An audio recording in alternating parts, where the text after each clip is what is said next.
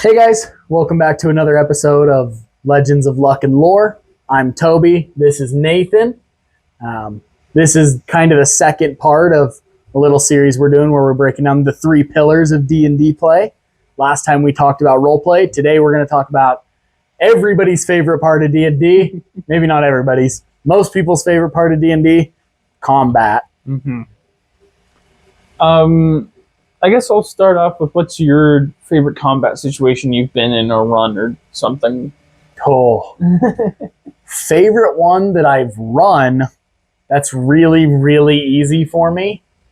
And that's our last BBEG fight that we ran, mostly because of how unprepared I was as a DM. As weird as that sounds, they had this whole plan, like we're bringing in armies to fight this guy's armies. And we had Heaven, Hell, Treants, a dragon god, a dragon army, and something else. And something else. Remember. We had 5 armies. Human armies walking come down on this one guy and all of his minions. And we started the battle 4 days early? Something like that.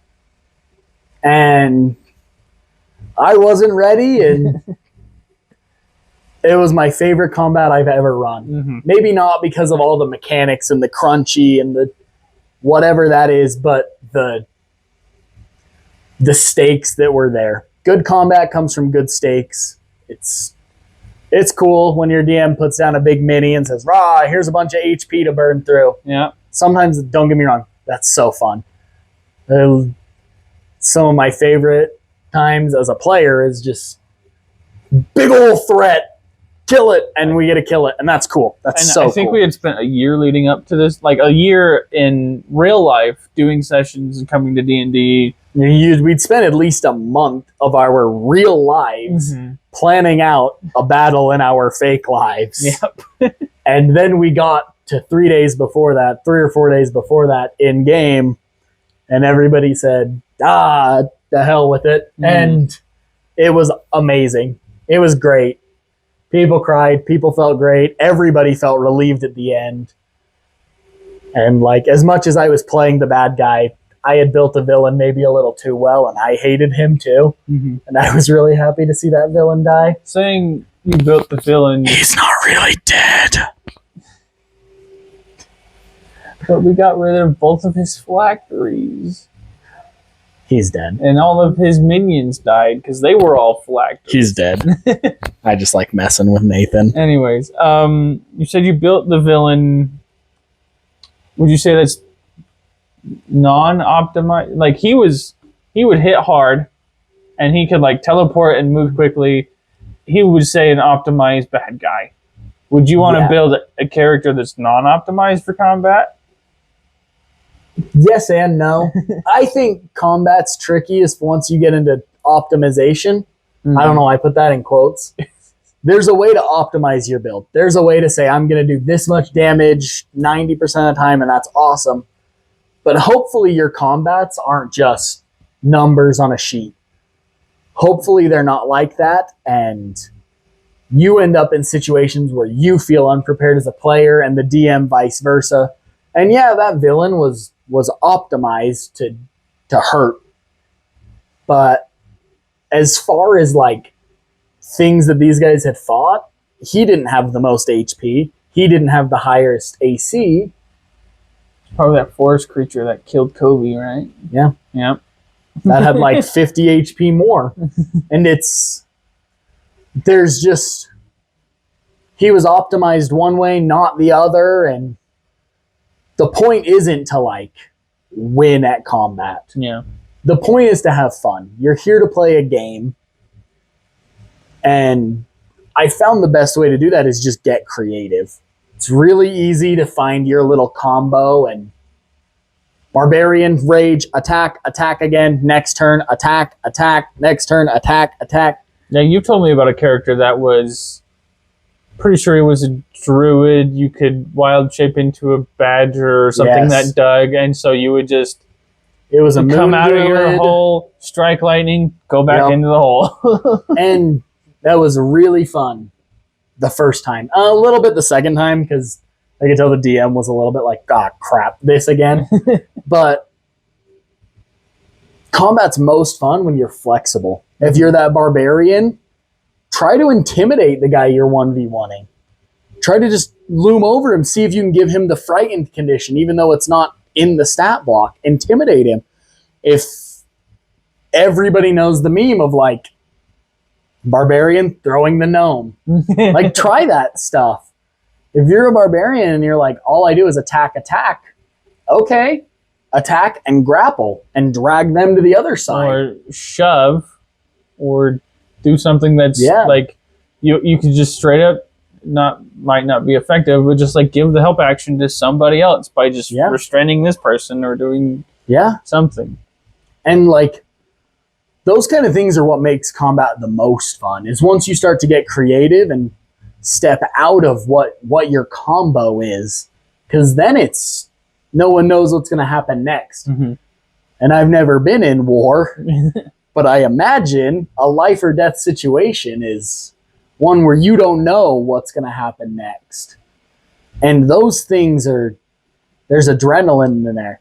Good news is it's not life and death for you guys. A little bit for your characters, it might feel like it. Emotional distress. But you're not going to lose your life. Get creative. I know when we have a good battle, we play with a big table and a TV on it. When we have a good battle, all of us are out of our chairs, standing around this pulling TV, this maneuver, and we're all going, what can we do now? And we're looking around and we're saying, where's this thing that I can hit? Oh, they're down. Do I help them? Do I do this? And then you have to decide, like, if you're a barbarian and you're out of rages, you're like, well, I can't do that anymore. If you're a spellcaster and you go, well, I can do this or this level spell, and how much HP do I think this person has? Or, oh, I only have, it's kind of what happened in our last campaign, is that it was his last spell slot, and his wife went down, and they go, oh, he's been kicking butt in this whole fight the entire time. He goes, well, I have one spell slot left. I can either attack or I can heal this person that I love.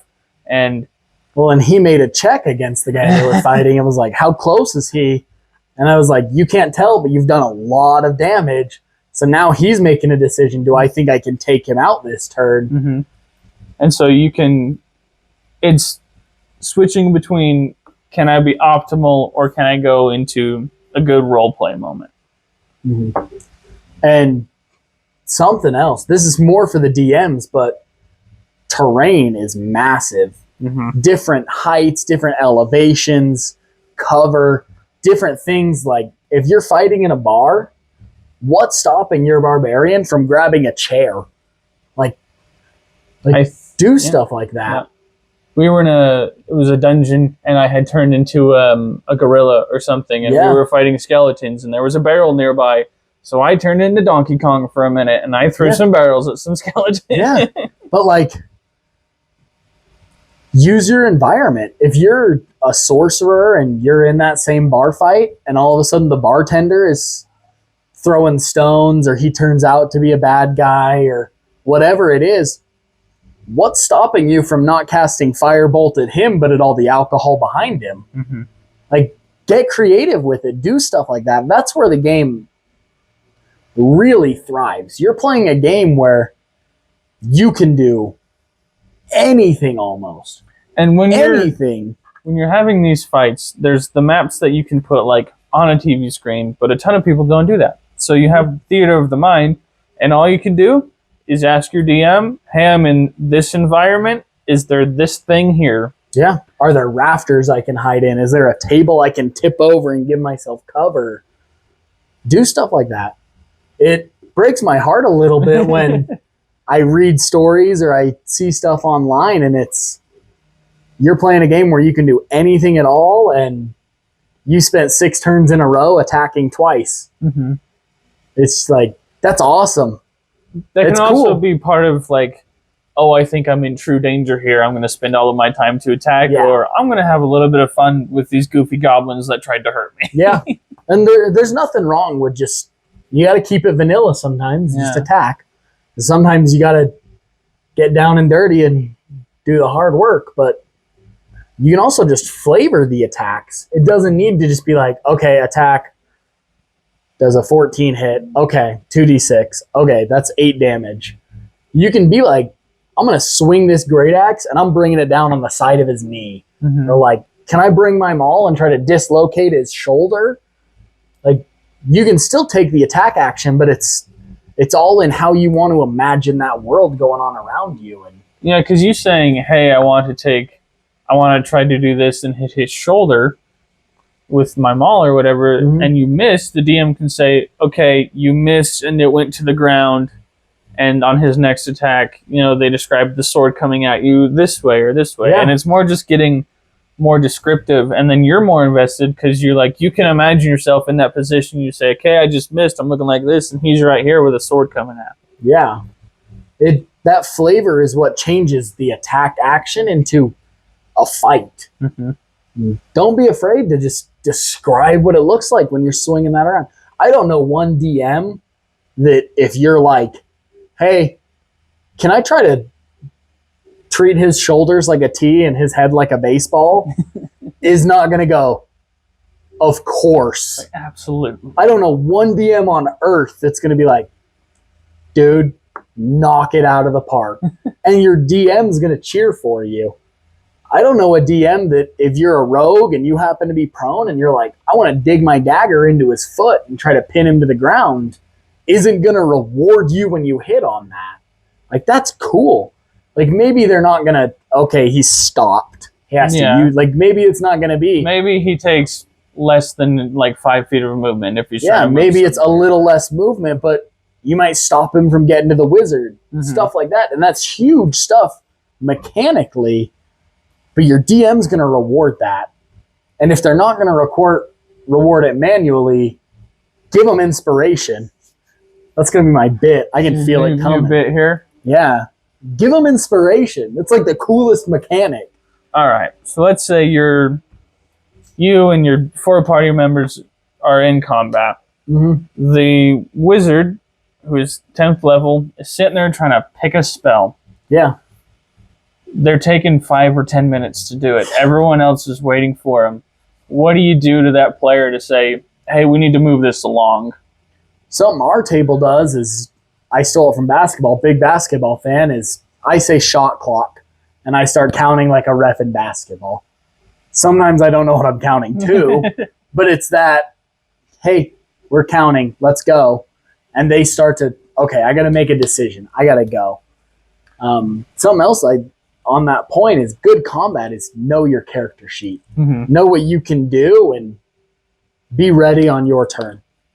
A good DM should let you know, hey, you're on deck. They might not always. There's a lot. Sometimes they have a lot of stat blocks to juggle, initiative, but pay attention. If you're in the second round of combat and you haven't figured out who you're going after yet, it's on you a little bit. Yeah.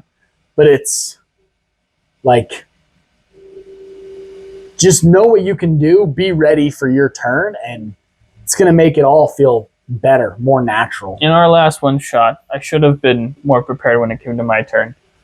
Only problem is we keep a printer at where we play, and I was like, hey, I'm here, I could probably get something printed. But so I was like modeling stuff while I was in combat, but also I relatively knew what I can do, and we were only 6th level, and so I knew, hey, I can do this and this and this. And so I was like, I'm going to have some fun with it. I can do this round. And I was actually the one that got the killing blow on the dragon that we were fighting, which was cool. But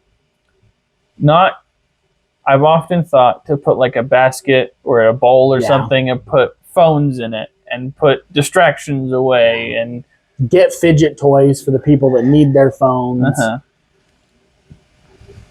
We all get it. We've been distracted.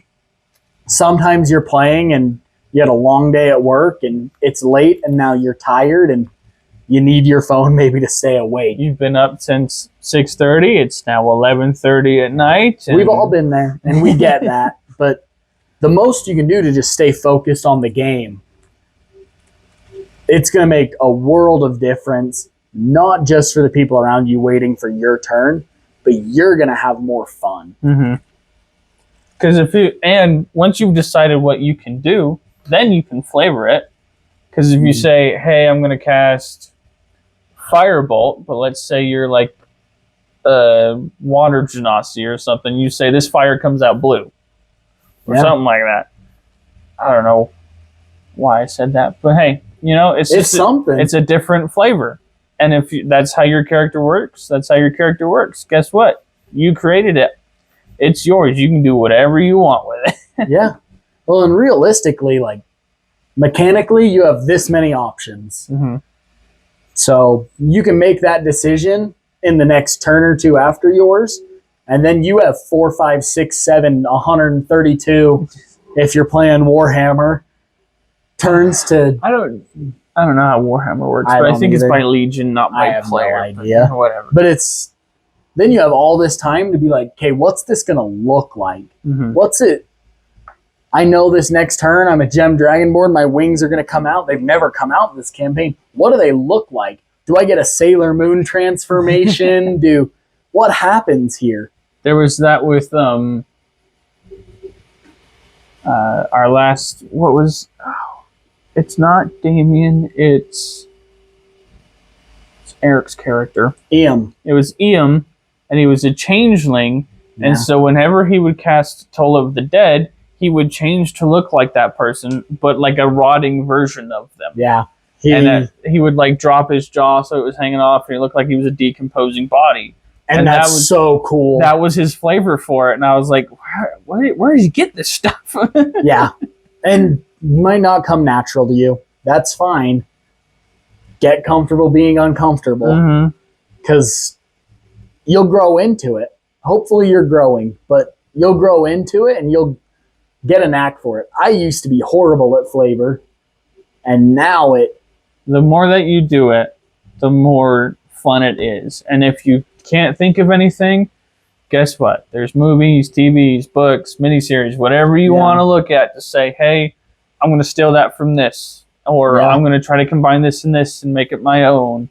Make your character yours. It's you when you're not stressed at work, when you've had a long week with your family, or you need a time to relax. You say, my character was Astros. You say, I am Astros for these next 4 hours.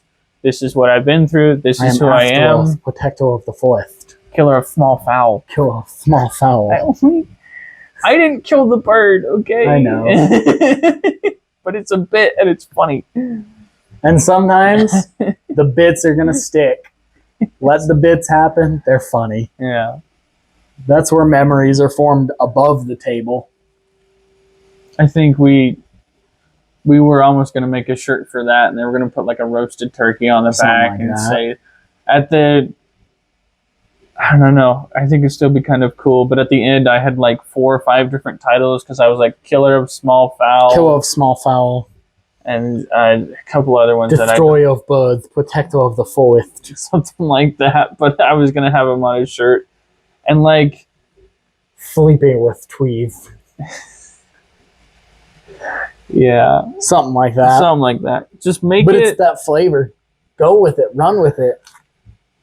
And see, leading back to combat, because that kind of goes into role play. All of these we're going to talk about in the last episode, this and the next, they all go together. Yeah. Because if you're just sitting in combat and you say, I attack, great. Role playing is say, I attack and I move to hit his head off of his shoulder like a baseball. That is more role playing. Or you can legit just look at him and say, your head's a baseball. Well, and back to looking at using your environment, that goes into the third pillar that we haven't made a video on yet, and that's exploration. Like, you're looking at your environment. These all feed into each other. Like, you can't have one. I guess you could have one without the other two, but it wouldn't be as good. At that point, because D&D without role playing is Warhammer. Like, I'm pretty sure that's how I would say it works. Yeah. But not that there's anything wrong with Warhammer. I don't want the Warhammer people coming after me. But it just, all of these will feed into each other. As you immerse yourself in the role play, in the combat, in the exploring of the world, you'll find the other parts easier. If right now role play isn't your strongest suit, focus on exploration and combat and say, okay, I'm really good at combat, I'm horrible at role play, and I'm okay at exploration. Okay, what can I do to explore my environment better around me? And all of a sudden, you'll see role play coming up more, and you'll get more comfortable with that. And maybe when you're exploring, your DM gives you a cool magic item, and they go, "Hey, this is useful in battle, but it has a magic thing where you have to say something every time it lights up." Like I had a sword that I could light on fire, but I had to say a key phrase. Guess what? That's role playing in battle, and I found it exploring. Yeah, it's all three of them. Yeah, but just as far as combat goes, I think big things are change it up, get creative, do something different. You'll thank yourself for doing that later. Pay attention and know your character sheet. Yeah, what we did in the last video. What roles do we like in combat? Mainly it's initiative, attack roll, and then you have like maybe you want to do intimidation, strength, or dexterity saving throws are Athletic, a big one. All your saving throws are going to come up there. Attack rolls, whether that be a spell attack, ranged attack, melee, whatever it be. Athletics and acrobatic checks, as far as skill checks, come up pretty often. Stealth checks can come up pretty often in combat as well. I would almost say that that's just as much a combat skill as an exploration or roleplay skill. There's another one that I thought of. Initiative comes up every combat at least once, but those are ones to be. If you want to focus in on combat, those are things to be looking at, and then obviously your damage rolls. Yeah, damage comes down to What I guess you're either using, spell level or spells. weapon, but that can be upped. Like to hit can be up with a +1 rapier or whatever. Weapon or whatever. Yeah. But so we've got be ready for your turn. Know what you can do with your character. And sometimes a non-optimized character I wouldn't even can say lean into role optimized. play. I would just say mix it up. Mix it up. Yep. It's totally okay to be like, I am a rogue with a plus 162 to stealth, a 93 initiative. My sneak attack is going to kill whatever I want on the board. There's nothing wrong with that. But there's going to come a situation where you don't want to kill something first round. Don't be afraid to lean off your build a little bit. Like, there's nothing wrong with that. It would be really fun. Every wizard and sorcerer has the power fantasy of punching someone in the face. If you find yourself in a situation where you get a chance to do that, hey, guess what? It's not optimal. Here's your chance, buddy. And that comes along with, like, if you're going to punch him in the face, why are you going to do that? You're super angry. That goes into role playing. Yeah. They all tie in. You can't have, again, you can have one, but it's not going to be as fun, or it's not going to be, like the best game that you've ever played. Yeah. I think that's everything we wanted to hit on this episode about combat. Is there anything else you wanted to add? I can't think of anything. Okay. Players, go kill everything your DM has built. DMs, give them inspiration.